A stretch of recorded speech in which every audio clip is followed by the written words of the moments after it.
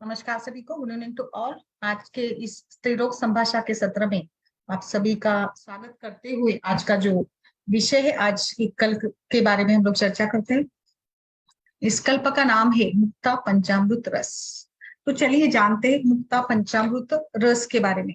Actually इसको इसीलिए चुना है कि ये एक स्त्री रोग में जो रक्त प्रदर की जो समस्या होती है ना, डिसफंक्शनल यूट्राइन ब्लीडिंग, इसके लिए बहुत ही अद्भुत तरीके से काम करने वाला एक औषधि कल्प है और इसीलिए इसको हमने आज के इस डिस्कशन सेशन में रखा है।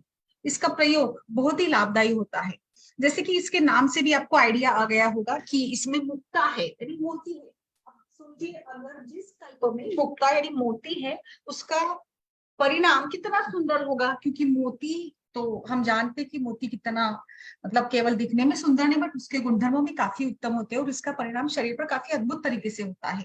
और इसका रेफरेंस हमें मिल जाता है, जो आयुर्वेद सार संग्रह है उसमें इसका रेफरेंस आया है। और इस रेफरेंस के आधार पर ही इसके कंटेंट्स और इसके बनाने की जो निर्माण विधि है, इसी को भी मैं आपके सामने यहाँ पर पेश करूंगी। मुक्ता पंचामृत रस, इसके मुख्य कंटेंट है मोती, मोती पिष्टी 8 तोला, मूंगा भस्म या पिष्टी 4 तोला, वंग भस्म 2 तोला, शंख और मुक्ता शुक्ति भस्म 1-1 तोला। अब सबको बस एकत्र मिलाना है और इसको 2 प्रहर तक रख के ईख के रस में घोटकर उसका गोला बनाना है। और फिर लघुपुट, यानी जैसे हम रस शास्त्र में अग्नि देने की विधियां होती है ना, लघुपुट बृहदपुट वगैरह, तो उसमें लघुपुट देना है। और फिर आप इसको बाद में गाय के दूध में तुलसी, विदारी कंद, घृत कुमारी, शतावरी और हंसराज के रस में खरल कर 1-1 फूट देने से अच्छी ये भस्म तैयार। तो ये भस्म कल्पना है।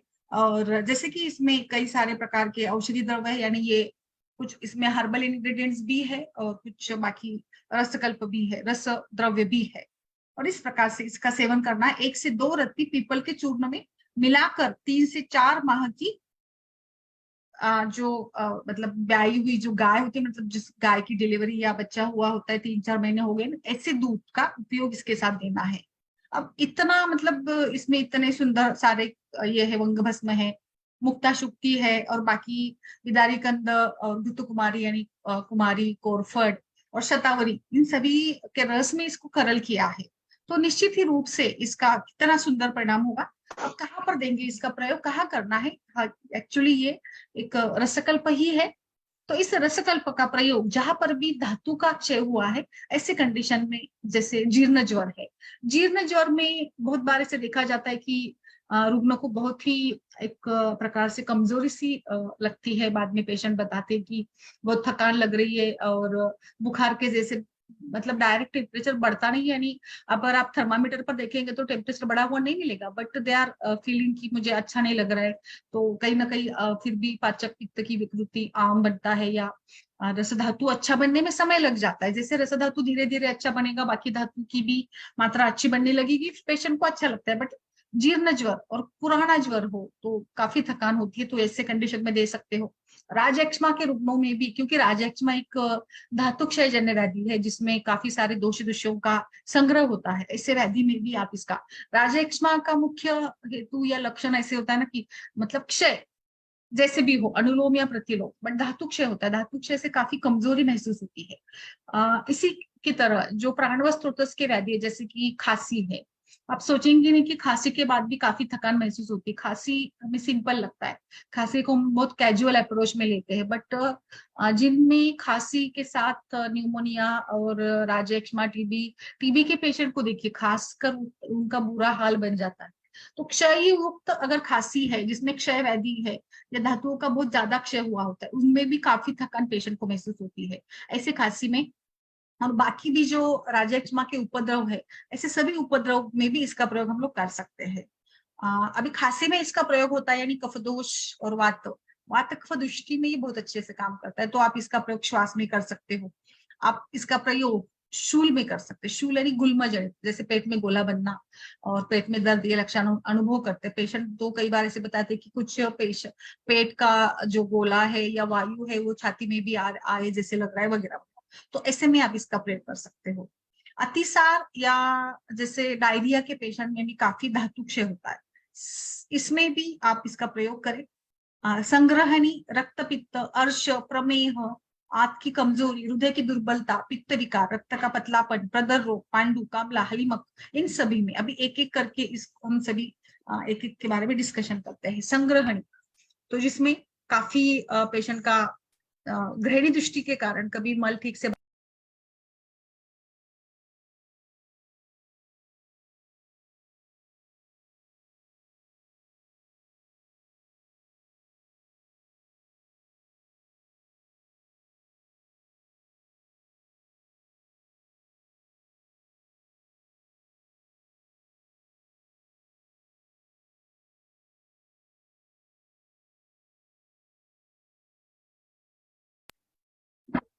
तो ऐसे केसेस में यानी संग्रहणी में गृहिणी दृष्टि होती है तो पाचक पित्त की दृष्टि होती है, पचन ठीक से नहीं होता है, अजीर्ण होता है, इसमें आप इसका प्रयोग बहुत अच्छे से कर सकते हो। इसमें मुक्ता वगैरह है।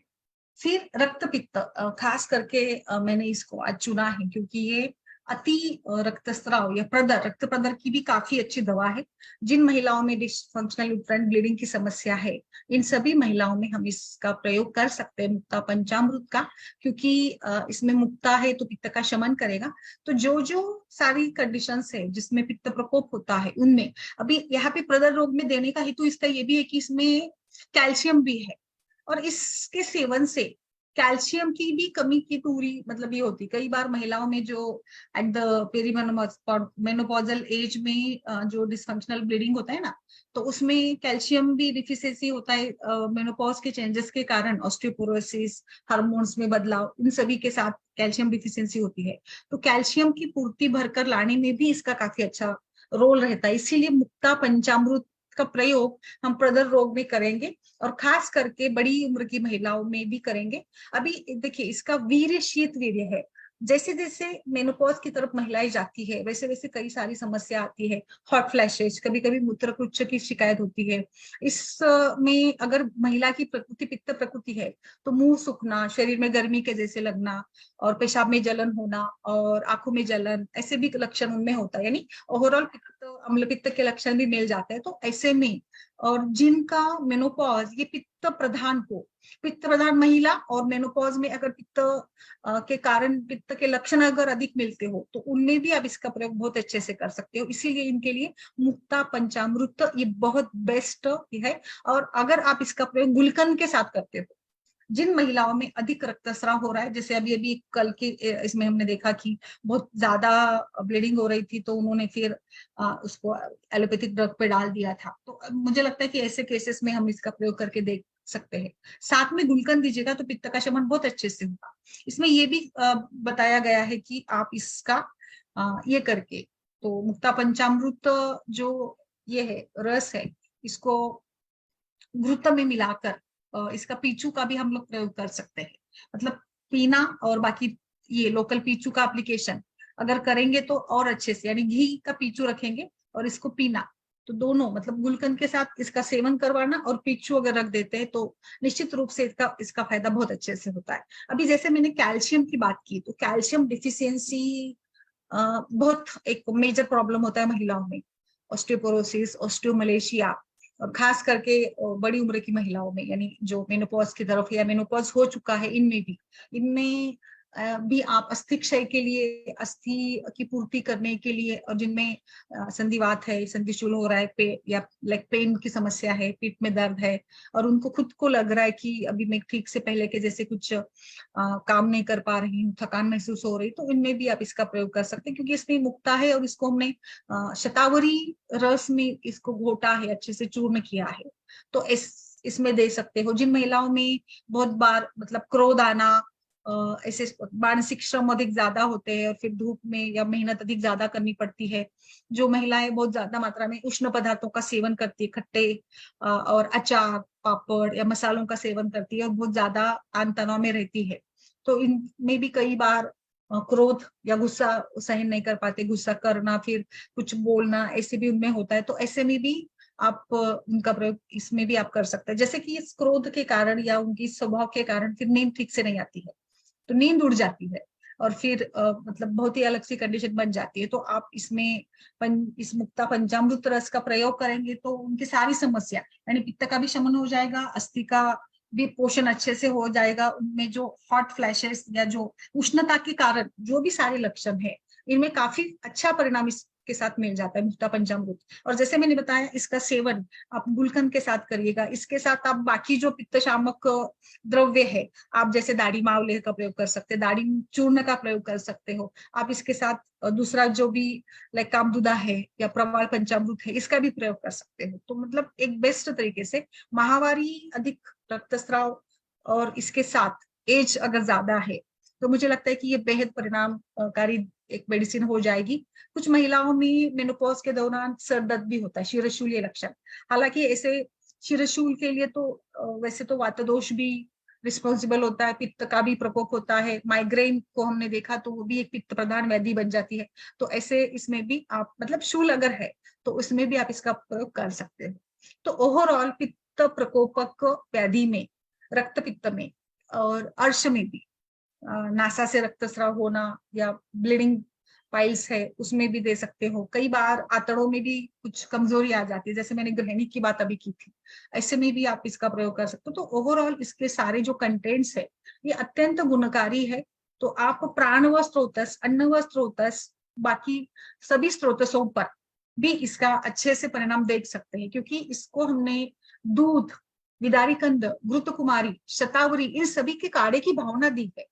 तो इन सभी के गुणधर्म, जैसे विदारी विदारी कंद ये जीवनीय द्रव्य है जो कि जीवन देने का काम करता है। तो प्राण व स्रोतस के विकारों में जहाँ पे धातु क्षय है, कुमारी, तो कुमारी का हम समझते हैं कि गायनिक में कुमारी का क्या महत्व है। तुलसी इसमें भावना दी, तो तुलसी आप सभी जानते हैं कि तुलसी कितने अच्छे से कफ का शमन करती है। हम लोग सिंपल घर में सर्दी खांसी हो जाती है तो तुलसी वाली चाय या तुलसी का काढ़ा दे देते हैं। तो बस वही सोचिए कि इसमें तुलसी की भावना दी है, तो ये प्राण व स्रोतस के सभी विकारों में, यानी श्वास, कास, राजयक्ष्मा, इनमें कितना अच्छे से इसका काम होता होगा। और इसी के साथ साथ इसमें मुक्ता है, मोती पिष्टी है, प्रवाल पिष्टी है, वंग है, शंख भस्म है। शंख भस्म है ये भी पित्त का शमन करता है। इसमें शुक्ति है, इसमें मतलब ओवरऑल सारे द्रव्य जो है ये पित्त दोष का बहुत अच्छे से शमन भी करेंगे। और कैल्शियम की डिफिशियंसी, महिलाओं में कैल्शियम की डिफिशियंसी बहुत सामान्य सी बात होती है, यानी हो ही जाती है, उसमें आप इसका प्रयोग कर सकते हैं। पेशाब की जलन में इसका प्रयोग करिएगा, जीर्ण ज्वर में करिएगा, सूखा रोग या लाइक श्वास कार्य का। कुछ महिलाओं में मेनोपॉज के साथ साथ हृदय भी कमजोर बन जाता है, यानी मेनोपॉज में जैसे कुछ प्रेशर के कारण मानिए या ओवरऑल भी चेंजेस होते हैं, ब्लड प्रेशर एज के साथ थोड़ा सा बढ़ ही जाता है। तो ब्लड प्रेशर बढ़ना ये भी कहीं ना कहीं स्ट्रेस लेवल, पित्त का प्रकोप, ये भी कारण इसमें हो जाता है। तो इसीलिए इसका आप वहां पर भी प्रयोग कर सकते हो। यानी हृदय के लिए भी, हृदय और हृदय संबंधित कुछ अगर समस्या है उसमें कर सकते हैं।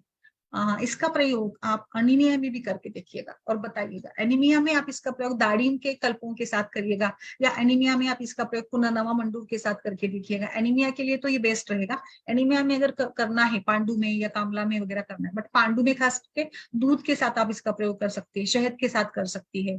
दूध के साथ प्रयोग करेंगे तो और अच्छा रिजल्ट आपको मिलेगा। और फिर जॉन्डिस या कामला में आप शहद के साथ इसका प्रयोग करके देखिएगा। एनी टाइप ऑफ, ये पांडु, कामला, ये सारे पित्त के ही विकार है, पित्त प्रधान ही ये विकृतियां है। तो इस पित्त प्रधान विकृतियों के लिए भी खास करके ये जो मुक्ता पंचामृत रस है ये काफी अच्छे से काम करेगा। इसमें जो विदारी कंद है ये लिपिड लेवल पर भी काम करता है एंड कोलेस्ट्रॉल लेवल पर भी काम करता है। तो हाइपरटेंशन में कोलेस्ट्रॉल का बढ़ जाना ये काफी एक फैक्टर होता है, तो इसके लिए आप दे सकते हो। इसमें जो शंख भस्म डाला गया है ये स्पाज्म को प्रिवेंट करता है, जो मसल्स में वॉलंटरी और इनवॉलंटरी दोनों मसल्स में स्पाज्म के कारण ही लाइक पेट दर्द है या कहीं पर भी आंतड़ों में या मस्कुलर स्पाज्म जब भी होता है तो ही पेन महसूस होता है। तो स्पाज्म को कम करने के लिए शंख भस्म काम करता है। और मुक्ता शुक्ति के बारे में तो हम सभी जानते हैं कि ये बहुत अच्छे से अस्थमा को रिलीव करती है। ये सभी प्रकार से स्ट्रेस लेवल को, होमियोस्टेसिस को भी मेंटेन करने का काम करती है। एंड स्टमक आमाशय में जो पाचक रस बनता है, जो गैस्ट्रिक जूस बनता है, HCl जो सिक्रेट होता है, इसकी तीव्रता, एसिडिटी को कम करना, ये भी मुक्ताक शुक्ति का एक बहुत अच्छा काम है। इसमें जो हमने तुलसी ली है ना, तुलसी का क्या काम है? तुलसी इज द बेस्ट ड्रग। तुलसी ये ब्लड शुगर लेवल को भी कम करता है, तुलसी ये कफशामक भी है, एंड तुलसी ये सूजन को भी कम करता है, ऑक्सीडेटिव स्ट्रेस जो है तो वो कम करने के लिए भी तुलसी का काफी अच्छा रिजल्ट मिलता है, यानी कि तुलसी का प्रयोग किया जाता है।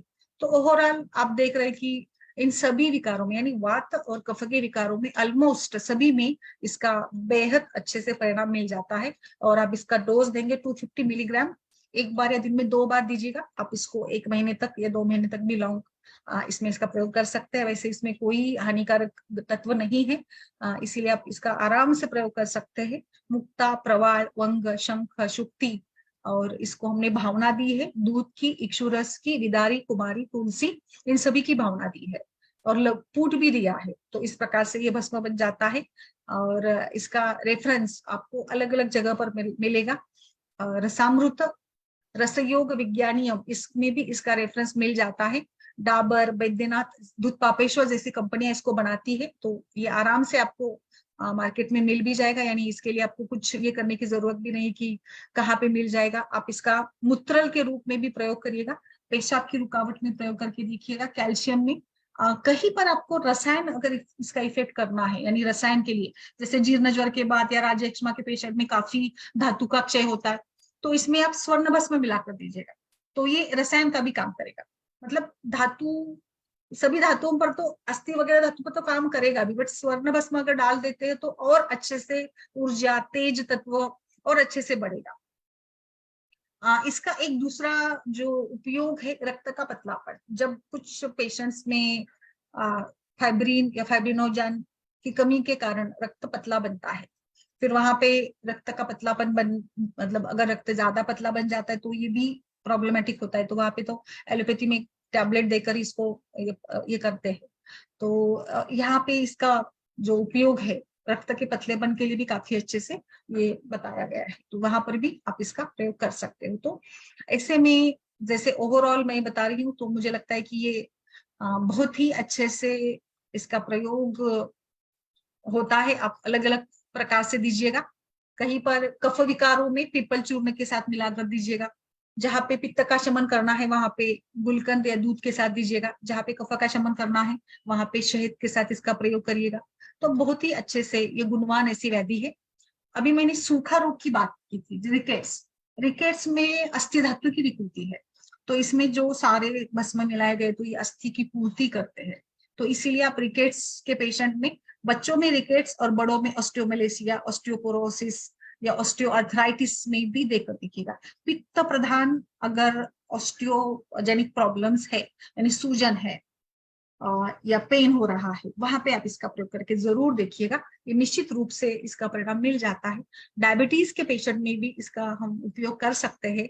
इसमें जो भी सारे कंटेंट्स है ये ब्लड शुगर लेवल को कम करते हैं, सो हम इसका उपयोग वहां पर भी कम कर सकते हैं। सो ओवरऑल मैंने सारी तरीके से बताया है कि इसका प्रयोग कैसे कैसे किया जा सकता है। आप सभी वैद्यों से भी मैं रिक्वेस्ट करूंगी, कहाँ पर इसका प्रयोग आपने कभी किया है क्या, तो बताइएगा। तो और बाकी आपका अनुभव शेयर करिएगा। मैंने तो काफी अच्छे से इसका उपयोग देखा है, और हम लोग काफी अच्छे से इसका प्रयोग करते आ रहे हैं, अलग अलग कंडीशन में करते हैं। और जैसे मैंने बताया, अनुपान बदल दीजिएगा, अनुपान बदल देंगे तो और ज्यादा रिजल्ट बेहतर मिलेगा। यस मैम, नमस्ते, बोलिए मैम। हाँ नमस्ते मैम, ये मुक्ता पंचामृत मैम मिलता है क्या? Yes yes yes. कौन सी कंपनी का मैम? डाबर का है, बैद्यनाथ का है, दूध पापेश्वर का है। अच्छा, टैबलेट है फॉर्म में ना? टैबलेट फॉर्म में है, यस। रसकल्प है, रसकल्प ही है। अच्छा, थोड़ा जैसे प्रमाण पंचामृत का प्रयोग करते हैं ना मैम, उसी प्रकार से इसका प्रयोग हो जाएगा। हाँ मैंने 5 मिनट लेट ज्वाइन किया ना, इससे पता नहीं हाँ। मिलता है मैम। अच्छा ठीक है। प्रवाल पंचामृत भी हम लोग ऐसे यूज करते हैं ना, उसमें भी प्रवाल है और बाकी सारे जो रस होते हैं ना, वो प्रवाल पंचामृत भी हम लोग अस्थि क्षय और पित्त प्रकोपक व्याधि में करते हैं बहुत अच्छे से प्रवाह पंचामृत का। हम कई बार क्या सोचते हैं ना, कि मेरा एक अनुभव ऐसे रहा है कि प्रवाह पंचामृत या मुक्तापिष्टी और ये सारे जो द्रव्य हम लोग केवल अम्ल पित्त, दाह और कामला जैसे पित्त प्रधान व्याधि में देते हैं। बट आप सोचिए कि ये जो प्रवाल है it is a great source of calcium. तो कैल्शियम डिफिशियंसी में क्यों ना इसका प्रयोग हम लोग कर सकते, क्यों नहीं कर सकते बताइए। तो कैल्शियम डिफिशियंसी तो महिलाओं में मेनोपॉज की समय होती ही है, वहां पे भी काफी उपयोग होगा। और मेनोपॉज के आते आते 50 to 60% महिलाओं में डीयूबी की समस्या होती है, यानी अधिक रक्तस्राव, माहवारी ज्यादा आने लगती है और असमय पर आती है, कभी 6 महीने में आती है बट बहुत ज्यादा ब्लीडिंग हो जाती है। तो ऐसे में हमें ऐसा कल्प चाहिए जो कि रक्त का जो बहाव है उसको कम करे, यानी पित्त का शमन करे, और इसी के साथ साथ शरीर की धातु की पूर्ति करे और खास करके अस्थि धातु की पूर्ति करे। तो इसीलिए इसका, जैसे मैंने आपको एक बार कामदुदा का भी बताया था, सो कामदुदा भी हम लोग मल्टीपल फैक्टर्स में, हमने कुछ इन 3-4 कल्पों को ना केवल पित्त शमन के रूप से एंगल से देखा है, बट इसी पित्त शमन का कार्य आप रक्त प्रदर जैसे, क्योंकि पित्त का रक्त का जो आश्रय से संबंध है, अगर आपको पित्त पर काम करना है तो रक्त पर भी काम अल्टीमेटली हो जाता है। तो ऐसे आप सोचिएगा कि जहां जहां पर महिलाओं के सारे विकार है, रक्त दुष्टिजन्य या पित्त दुष्टिजन्य, वहां पर इसका प्रयोग क्यों ना कर सकते हैं, क्योंकि ये सूजन भी कम करता है ना, प्रवाह है, शंख है, तो आप पेन के लिए भी तो दे सकते हैं इसको, पीसीओडी के पेन में भी दे सकते हो, मैम पीसीओडी हम लोग देते हैं इसमें रक्त प्रदर वगैरह सब में, जिसमें प्रवाल और ये ना कामदूधा हम लोग यूज ही देते हैं करते हैं। ना। हाँ यस, देते हैं। सब पित्त, यस, वेरी गुड। प्रदर रोग में, कैल्शियम के लिए तो हम लोग देते हैं, हेयर लॉस में भी देते हैं मैम प्रवाल यस, पंचामृत। एग्जैक्टली, अस्थिज भाव है ना, हेयर भी तो केश, ये अस्थि धातु का ही भाव है एक हाँ प्रकार तो से। इससे देते हैं, अच्छा रिजल्ट आता है। अच्छा रिजल्ट आता है। और बताइए सारे दर्शक, अच्छा शुभ्रा जी आपने यूज नहीं किया, बाकी अनामिका मुखर्जी जी और बाकी सारे डॉक्टर्स भी बताइए। मैंने खास करके, मुझे इसका रिजल्ट अच्छा मिला, इसीलिए मैंने आज ये कल्प ये किया, क्योंकि हमने कभी इसको डिस्कस नहीं किया वैसे, इसीलिए मैंने लिया है ये। सो बाकी कामला पांडु के भी कंडीशंस में अच्छा काम करेगा मैम। इसमें वंग है, तो वंग का कैसे काम करते हैं आप, वंग भस्म प्योर कभी यूज करती है क्या माधुरी? मैम नहीं, मैंने यूज नहीं करती मोस्टली, ज्यादा बस शुक्र मैंने। धातु की इसमें किया है क्या कभी? नहीं नहीं मैम, टैबलेट्स मिलते हैं ना, उसमें रहता है ना वंग अगर कुछ ना। आपने एक्चुअली वंग भस्म एनीमिया और बाकी अल्सर्स के लिए भी काफी सुंदर काम करता है, अल्सर्स और यूरिनरी डिसीज, इसमें वंग भस्म काफी अच्छा चलता है। और वैसे में शुक्र धातु पे तो वो करता ही है वंग बस में। शुक्र धातु मेल फीमेल दोनों के लिए, नहीं मेल फीमेल रिप्रोडक्टिव सिस्टम दोनों के लिए काफी बेहद इसका अच्छा परिणाम मिल जाता है। हम लोग जो धातु की, शुक्र धातु की शिथिलता वगैरह में देते हैं ना, इसको शुक्र दृष्टि में देते हैं, हाँ ये। ये मतलब बहुत अच्छा ये है, एथ्रोडोसिक भी है वंग भस्म, एथ्रोडोसिक है, शुक्र धातु को बढ़ाता है, ओवुलेशन को भी स्टिमुलेट करता है मैम, इसीलिए हम लोग ओवुलेशन के डिसऑर्डर्स में भी दे सकते हैं। मसल रिलैक्सेंट है, और जहाँ पे अस्थि धातु यानी आर्थराइटिस है वहां देते हैं, एनाल्जेसिक के रूप में देते हैं। बहुत अच्छा है वंग भस्म, बहुत अच्छे से काम करता है इन सभी पर। पित्त पित्त पर ही ज्यादा बैलेंसिंग, पित्त बैलेंसिंग है ये। सो हम मूत्रकुच्च या सदाह मूत्र प्रवृत्ति या यूरिनरी ट्रैक इन्फेक्शन इसमें भी देते हैं। इट इज बल्य जो थकान के लिए काफी, धातु शिथिलता और थकान के लिए काफी अच्छा काम करता है। तो रसायन कल्पों में भी हम इसका प्रयोग कर सकते हैं, यानी रसायन के रूप में जो हम देते हैं ना अलग अलग भस्मों को मिलाकर, उसमें आप दे सकते हो इसको। तो ऐसे आप, मुझे लगता है कि ऐसे भी हमें सोचना चाहिए कि उस कल्प में क्या कंटेंट्स है और वो कैसे काम करते हैं, तो वो उस पॉइंट ऑफ व्यू से सोचेंगे तो एक कल्प के हमें कितने सारे उपयोग मिल जाएंगे, है ना। अब इसमें तुलसी है तो तुलसी का देखिए, आप विदारी कंद को सोचिए, विदारी कंद तो जीवनी है, शंख भस्म है, मुक्ता शुक्ति है, आपने बालों के बारे में बताया, तो आप हेयर लॉस में भी दे सकती है मैम इसको ना, खालित्य पालित्य, क्योंकि पालित्य जो है जिसमें ग्रेइंग ऑफ हेयर है, इट इज अ पित्त प्रकोपक व्याधि, पित्त का प्रकोप होकर ही वो शिरा स्थित जाकर वहां पे संचित होकर ही बालों को पका देता है। ऐसी संप्राप्ति है ना पालित्य की। और खालित्य की भी, पित्त खालित्य पालित्य दोनों में भी पित्त प्रकोप हेतु ही है। यस मैम, इसलिए तो देते हैं प्रवाल हाँ, तंत्र। यस, एक्चुअली मैंने ही देखा है ना लोग। यस यस यस यस शुभा जी, त्रिवंग भस्म तो बहुत ही ये तो चलेगा, इस श्वेत प्रदर में भी काम अच्छा करता है बिल्कुल। गीता जी ने क्या डाला है, मेनोपॉज में एज में प्रवाल बिष्टि मुक्ता शुक्ति देते हैं, आज का कल्प क्या है। I am late, okay Geeta ji.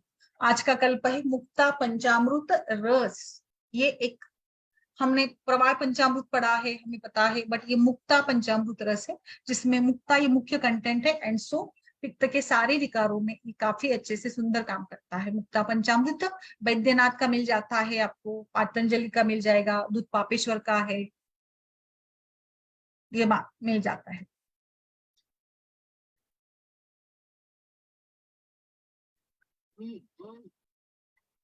Yes ma'am, बोलिए। और आपकी वो जो 2-3 केसेस थी उसके बारे में क्या हुआ, माधुरी जी? हाँ मैम, एक केस तो वो बर्निंग मिक्चुरेशन का था, एक वो लेडी थी, हम्म उसका मैम वो सॉल्व हो गया। उस सेकेंड हम्म। हफ्ते की दवाई ली और फिर अभी आई नहीं, क्योंकि फर्स्ट इसमें ही उसको आराम आया बोली। उसके अच्छा दिया, उसको बहुत 3 महीने से था बर्निंग मिक्चुरेशन, और स्मेल भी बहुत फाउल आता था मैम।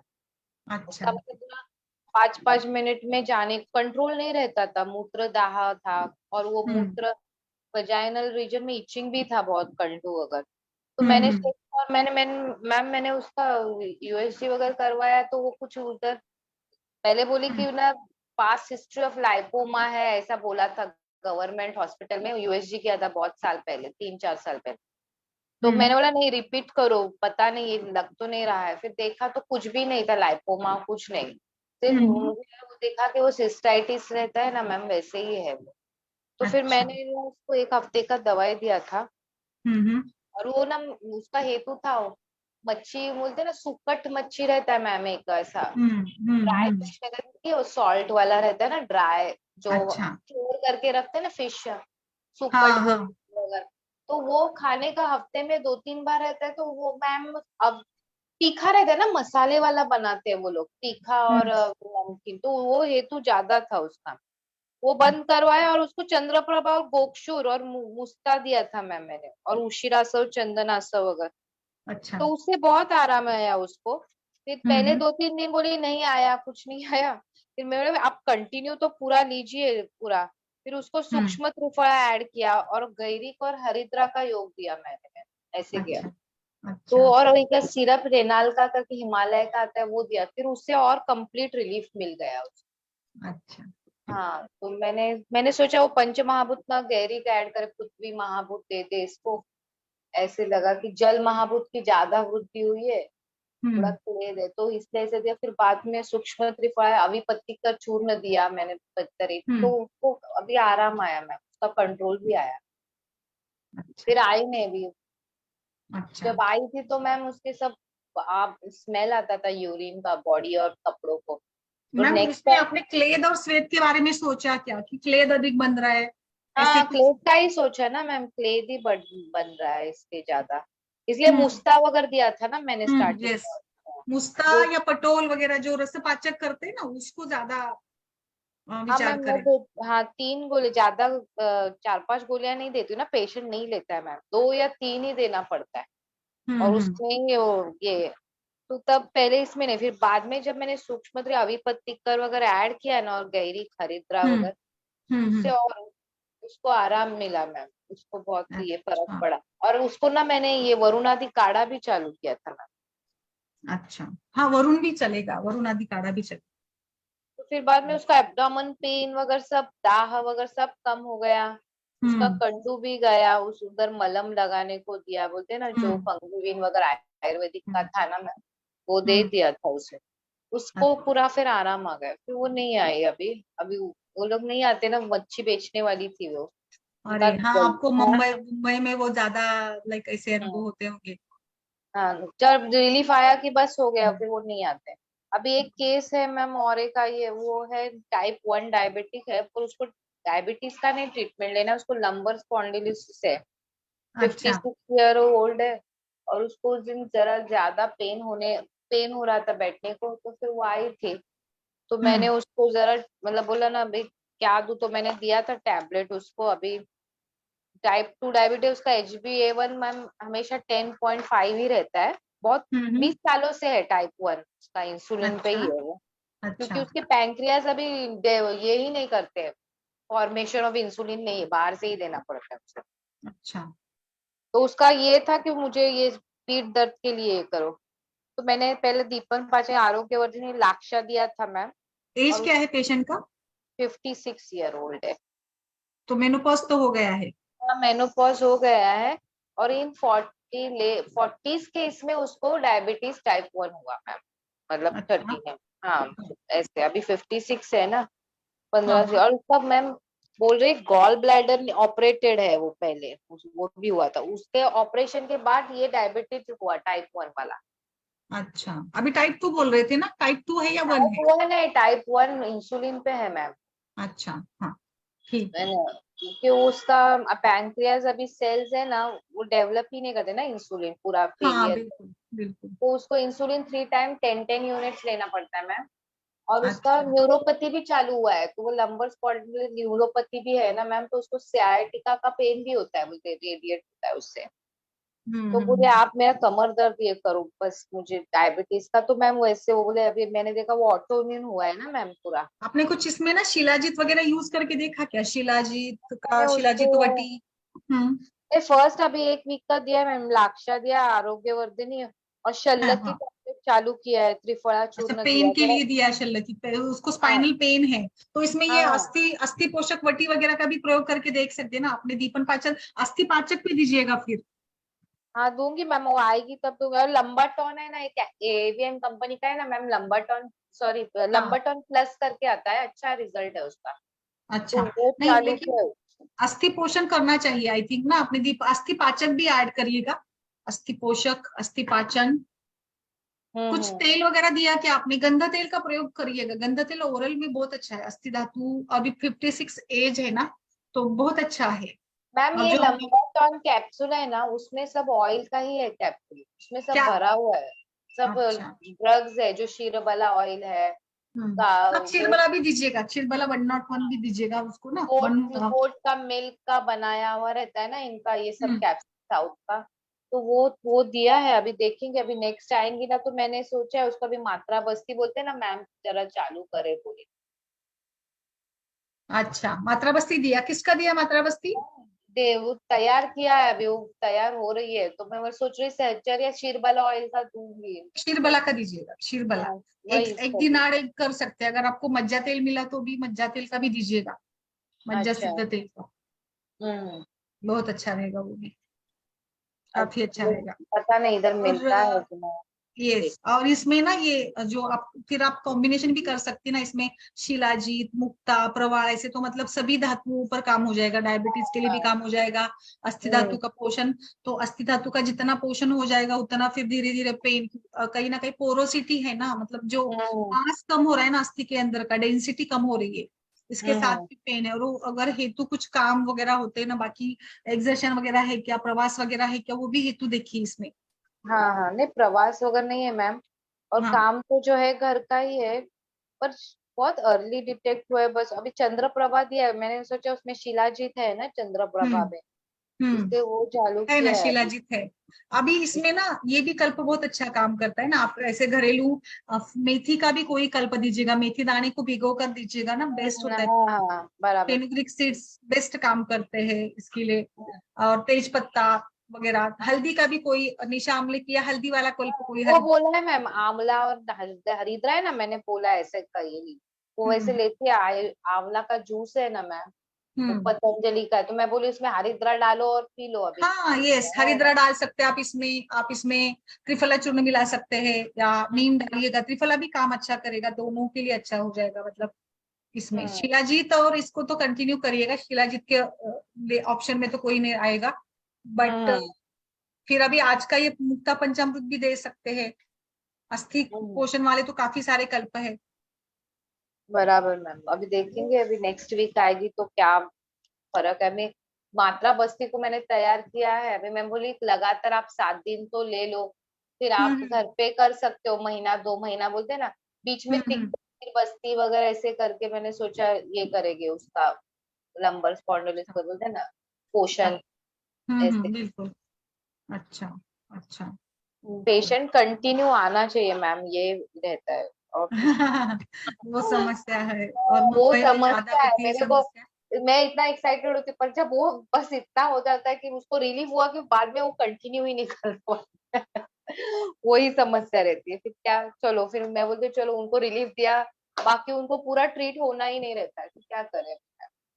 यस, आप इसमें जीर्ण जोड़ में क्या देती है जीर्ण, इसके लिए बताइए, सारे डॉक्टर्स भी बताइए जीर्ण जोड़ में क्या यूज करते हैं।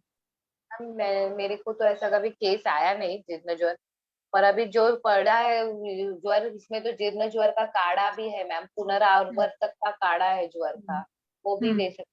फिर कोई हम्म, रसकल्प भी रहता है ना मैम, जय मंगल रस और जय ये, मंगल चलता है। हाँ, हाँ। वो ऐसे यस। देते हैं। मैंने ट्रीट नहीं किया मैम, पर मैंने जो पढ़ाई की है उसमें से जो पता है वही। उसमें अच्छा जीर्ण ज्वर का पूरा है ना मैम, उसमें काढ़े दिए हैं, तो वो सब यूज कर सकते अच्छा। और हैं। बाकी मेरे, सारे डॉक्टर्स, डॉक्टर गीता जी, शुभा जी, बताइए कैसे क्या यूज करते हैं आप जीर्ण ज्वर में, क्योंकि ये आज का कल्पना है जीर्ण ज्वर में भी देते हैं। अच्छा है, हम्म अच्छा क्योंकि होता है उसमें इसका पित्त, रिजल्ट। पित्त तो रहेगा ना मैम, तो ये सब शीत का तो देना ही चाहिए, मुक्ता पंचामृत वगैरह। यस। एक्चुअली ना मतलब हम लोग जो अलग अलग सारे यूज करते हैं ना द्रव्य, इन सभी का ये कॉम्बिनेशन है। और गुरुची बहुत अच्छा है, यस, गुरुची का बहुत अच्छा रोल रहता है, गुरुची सभी गुरुजी घर में दे सकते, संशमनी वटी वगैरह। हाँ, संचमनी, गुरुची घनवटी या गुरुची, और षडंग पानी या पित्त शमन, पित्त शमन देना चाहिए उसमें ना, पित्त शमन का काफी अच्छा रोल। नीम कषाय, अच्छा नीम का कषाय, ओके। पाचन करना चाहिए जीर्ण ज्वर में मैम, पहला अच्छे से अभी दीपन हमारे पाचन। सारे पहले मुझे लगता है ना कई जगह पर जैसे पाचन का, दीपन पाचन का कंसेप्ट नहीं था, और स्त्री रोगों में तो कोई सोच भी नहीं सकता था, इससे मेरा एक ये है। बट अभी आजकल सारे वैद्य अच्छे से पाचन कर लेते हैं, पहले दीपन पाचन करते हैं, ये कंसेप्ट काफी अभी ये हो रहा है, मतलब रूल हो रहा है अभी, पहले इतना रूलिंग नहीं था। महाराष्ट्र में बहुत ज्यादा हम लोग यूज करते, बट बाहर बाकी यूज नहीं करते थे इतना। हाँ मैम, डायरेक्ट वो लोग दवाई हाँ, ब्रांड का लिख के दवाई देंगे प्लान बस। करते थे। हाँ। अभी तो काफी अच्छे से सबने इस कंसेप्ट को अपना लिया। ये महाराष्ट्र में मैम, मैम पुराना है ना आयुर्वेद का एकदम ये, तो हाँ। कंसेप्ट मालूम रहता है। और यस। जरा कॉलेजेस में भी ये रहते हैं ना, सिखाते हैं थोड़ा। पढ़ाई लिखाई का थोड़ा सा ज्यादा रह चलता है ना इधर, पूरे अच्छे हाँ से पढ़ाना और ये करना, तो इससे भी फर्क पड़ जाता है। बट हाँ बेसिक कंसेप्ट जैसे स्त्री रोगों में भी वही कंसेप्ट आएगा, क्योंकि हर विकार का जो मुख्य कारण है वो कहीं ना कहीं अग्निमांद्य, अग्नि दृष्टि तो होनी ही है ना सब में। अच्छा सुभाष जी, अब पहले नहीं करते, यस वही मैं बोल रही थी कि आ, ऊंझा कंपनी का भी आता है मुक्ता पंचामृत। ऊंझा कंपनी काफी चलती है, वो भी काफी यूज करते हैं ना लोग ऊंझा कंपनी का। और शतावरी है तो सोचिए वो रसायन काम भी करेगी ना इसमें। सो ब्लीडिंग पाइल्स, प्रमेह, प्रदाह, हृदय विकार, जॉन्डिस, एनीमिया, तमाम सारे में दीजिएगा। काश श्वास में भी चलेगा, तुलसी है तो कफ शमन हो जाएगा। सो आई थिंक आज के सत्र में हमने इस मुक्ता पंचामृत रस के बारे में देखा, जो कि जीर्ण ज्वर के लिए काफी सुंदर तरीके से काम करता है। हाँ, एक आपने देखिए मैम, ये जीर्ण ज्वर में भी काम करता है और ज्वर में भी दे सकते हैं, तो ये स्वेटिंग, ओवर स्वेटिंग जिन लोगों में होती है ना, बहुत ज्यादा हाथ पैर में घाम आता है ना, उनमें भी दे सकते हैं आप इसको। एंड लाइक ज्वरक न है ये। और वायरल फीवर में भी दीजिएगा, नॉन इन्फेक्शियस वायरल फीवर में भी अच्छा चलेगा ये। एसिडिटी फीवर में भी उल्टियां वगैरह होती है तो शुक्ति भस्म है इसमें।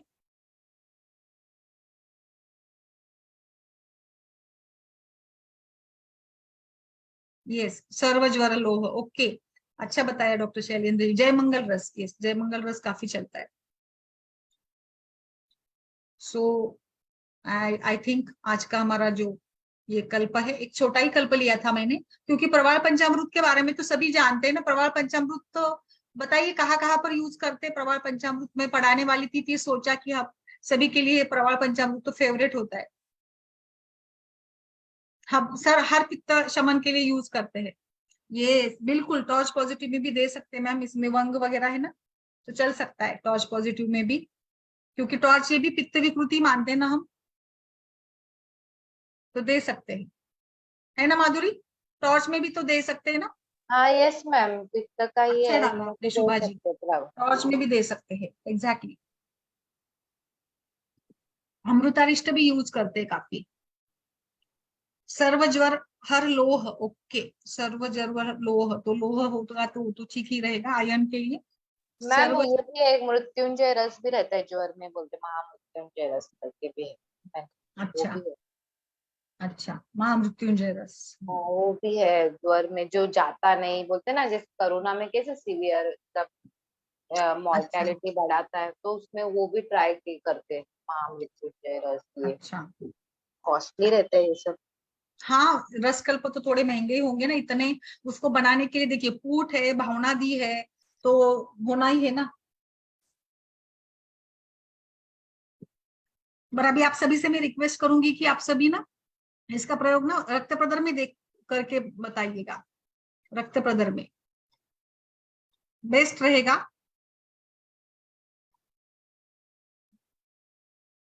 रक्त प्रदर के लिए, और गुलकेंद के साथ करिएगा रक्त प्रदर में, पित्त शमन के लिए। बस थोड़ा जैसे प्रेगनेंसी में और इसमें जैसे थोड़ा सावधानी से या नहीं करेंगे तो भी चलेगा, इसमें जैसे रस है तो। बट ये एक मैंने इसका अच्छा ये किया मैं सभी डॉक्टर्स की, ये ना जो क्रोधी स्वभाव वाले लोग हैं उनके लिए भी काफी अच्छा काम करता है। मतलब चिड़चिड़ापन है, और मानसिक जो लोग मानसिक श्रम बहुत ज्यादा करते हैं, आज के जमाने में सबको मानसिक श्रम बहुत ज्यादा करना पड़ता है तो मानसिक श्रम भी हेतु बन जाता है। शारीरिक श्रम तो चलता है, बट उसके साथ साथ मेंटली भी कॉम्पिटिटिव नेचर होता है ना लोगों का, और पित्त प्रकृति के लोगों का तो होता ही है कॉम्पिटिटिव नेचर। तो इस कॉम्पिटिटिव नेचर के साथ ही फिर ये हेतु बन जाता है वैधि का। तो आई थिंक सभी ऐसे सभी में इसका प्रयोग हम लोग कर सकते हैं। अगर किसी का कोई सवाल नहीं है तो आई थिंक आज के सत्र में हमने इसको पढ़ा है, आप इसका प्रयोग करके देखिएगा एंड बताइएगा फिर नेक्स्ट इसमें कि क्या आपको इसके अनुभव मिले। एंड आई होप कि आज का सत्र आपके लिए अच्छा रहा होगा और आप इसका जरूर उपयोग करेंगे। ऐसे ही हम लोग रोज नए नए कल्पों को, नए नए डिसीज को यहाँ पे डिस्कस करते हैं। आप सभी से भी मैं रिक्वेस्ट करूंगी, आप भी हमारे इस परिचर्चा में सहभाग ले सकते हैं, और ना केवल फेसबुक पे, पर आप व्हाट्सएप ग्रुप में भी जुड़ सकते हैं। एंड आप इसका फायदा जरूर, देखिए हमें ऐसे लगता है बट कहीं ना कहीं हमारी सोच में बदलाव जरूर होता है। हम मतलब फॉलो करने लग जाते हैं, हमारा विश्वास आयुर्वेद के प्रति बढ़ जाता है, हमारे कंसेप्ट क्लियर होते हैं। आप जितना पढ़ेंगे, जितना आप like day to day practice करते करते थोड़ा थोड़ा भी, अगर एक एक कल्प भी आपने रोज नया पढ़ा तो और इससे अच्छी बात क्या हो सकती है ना। रोज एक कल्प, ज्यादा मत करिए, रोज जैसे हमारा बाकी सारा काम होता है उसको लेते चलते पढ़ना पड़ता है, सारा संसार का काम है, तो वो सारा करते करते थोड़ा थोड़ा तो भी पढ़ लिया तो बहुत इंप्रूवमेंट होती है, अपने आप में भी इंप्रूवमेंट होती है। ओके, चलिए फिर कल छुट्टी है, एंजॉय करिए संडे। एंड देन हाँ, सोमवार को चरक जयंती है, तो चरक जयंती के उपलक्ष्य में हमने एक अच्छे से संहिता टीचर का एक अच्छा लेक्चर रखा है, जिसमें वो चरकोक्त स्त्री रोगों पर बात करेंगे। तो मैं सभी से रिक्वेस्ट करूंगी आप जरूर इस सत्र से जुड़े। चरकोक्त स्त्री विकार, जैसे चरक संहिता आचार्य चरक ने योनि व्यापक को लेकर काफी अच्छे से वर्णन किया है, योनि व्यापक की चिकित्सा को लेकर। सो आई थिंक कि चरकोक्त स्त्री रोगों को सुनना बहुत अच्छा रहेगा। तो आप सभी आमंत्रित हैं चरक जयंती महोत्सव के लिए, नेक्स्ट वीक में 21 अगस्त को जो होने वाली है सोमवार को, तो एक स्पेशल सेशन हमने इसके लिए रखा है। ओके, यस यस, टाइमिंग यही होगा, यस 6 बजे ही होगा बिल्कुल। और आप अच्छे से, मतलब एक नया कंसेप्ट है चरकोक्त स्त्री विकार, हमने अलग अलग संहिताओं से हम लोग पढ़ते रहते हैं ना, तो बेस्ट रहेगा ये भी। चलिए फिर मिलते हैं मंडे को। नमस्कार सभी को। Good thank night. You ma'am, bye bye. Thank you. Thank you.